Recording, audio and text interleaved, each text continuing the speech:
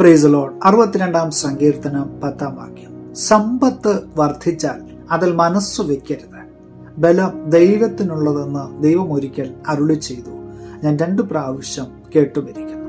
അനുഗ്രഹിക്കപ്പെട്ട നല്ല ദിവസത്തിനായി നമുക്ക് സ്തോത്രം ചെയ്യാം. പലപ്പോഴും നമ്മുടെ സംഭാഷണങ്ങളിലൊക്കെ മറ്റുള്ളവരുടെ ബലത്തെക്കുറിച്ച് പറയാറുണ്ട്. ആ വ്യക്തിക്ക് വളരെയധികം ആൾബലമുണ്ട്, അല്ലെങ്കിൽ അധികാരത്തിന്റെ ബലമുണ്ട്, അല്ലെങ്കിൽ വളരെ വലിയ സമ്പത്തിന്റെ ബലമുണ്ട് എന്നൊക്കെ പലപ്പോഴും മറ്റുള്ളവരെ ചൂണ്ടിക്കാണിച്ചുകൊണ്ട് നാം പറയാറുണ്ട്. എന്നാൽ വചനം നമ്മളെ ഓർമ്മപ്പെടുത്തുന്നത് ബലം എന്നുള്ളത് അത് ദൈവത്തിന് ഉള്ളതാണ്. ലോകം ഒരു പക്ഷേ ഒരാളിനെ നോക്കി ശക്തനെന്നോ അല്ലെങ്കിൽ ബലവാനെന്നോ എന്നൊക്കെ പറയുമ്പോൾ അത് അയാളുടെ സ്വാധീനമോ അല്ലെങ്കിൽ അയാളുടെ മസിൽ പവറിനെ ഒക്കെ നോക്കിക്കൊണ്ടാണ് ലോകം വിലയിരുത്തുന്നത്. എന്നാൽ ഒരു ദൈവ പൈതലിനെ സംബന്ധിച്ചിടത്തോളം അവന്റെ പിടി എന്ന് പറയുന്നത് അത് ഈ ലോകത്തിലുള്ള ഒന്നുമല്ല, സർവശക്തനായ ദൈവത്തിങ്കലാണ് അവന്റെ ബലമെന്ന് പറയുന്നത്.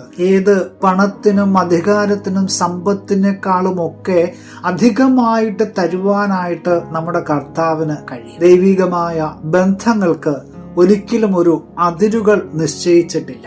നമ്മുടെ ബലം, നമ്മുടെ പദവി എന്നൊക്കെ പറയുന്നത് അത് പ്രിയമുള്ളവരെ ഈ ലോകം നമുക്ക് നൽകുന്ന ശാശ്വതമായ ചില കാര്യങ്ങൾ മാത്രമാണ്.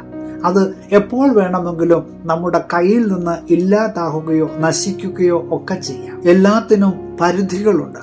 ചില ആഗ്രഹങ്ങളൊക്കെ നാം വിചാരിക്കുന്നത് പോലെ ഒരിക്കലും നടക്കണമെന്നില്ല. എന്നാൽ ഒരു കാര്യം ഒരു ദൈവ പൈതലിന് വിശ്വസിക്കുവാൻ കഴിയണം, നമ്മുടെ ആഗ്രഹങ്ങളൊക്കെ എപ്പോൾ വിഫലമാകുന്നുവോ അവിടെയാണ് ദൈവം തന്റെ പ്രവർത്തനങ്ങൾക്ക് തുടക്കം കുറിക്കുന്നത്. അതെ, ഒരു മനുഷ്യന്റെ സകലവിധമായ ആശകളും നശിക്കുന്നിടത്ത് ദൈവം തക്ക സമയത്ത് അവനു വേണ്ടി പ്രവർത്തിക്കുന്നു.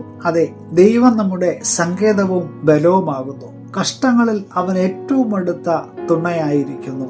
ആ ശക്തനായ ദൈവത്തിങ്കൽ നമുക്ക് വിശ്വാസമർപ്പിക്കാം.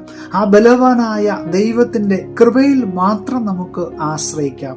അങ്ങനെയെങ്കിൽ ഒരു നാളും നമുക്ക് പിന്തിരിഞ്ഞ് നോക്കേണ്ടുന്നതായിട്ടുള്ള ആവശ്യമില്ല. ഏത് അധികാരത്തിനും പണത്തിനും നൽകുവാൻ കഴിയാത്തതിനപ്പുറമായിട്ട് നമ്മുടെ ദൈവത്തിന് നമുക്ക് വേണ്ടി ചെയ്യുവാനായിട്ട് കഴിയും. അവന്റെ ശക്തിയിൽ നമുക്ക് വിശ്വസിക്കാം. അവനിൽ തന്നെ നമുക്ക് ആശ്രയം വയ്ക്കാം. അവനിൽ തന്നെ നമുക്ക് ശരണം പ്രാപിക്കാം. പുതിയ ദിനം എല്ലാവരുടെയും ജീവിതത്തിൽ ഒരു അനുഗ്രഹത്തിന് കാരണമായി തീരട്ടെ എന്ന് ആത്മാർത്ഥമായി പ്രാർത്ഥിക്കുകയാണ്. Have A blessed day.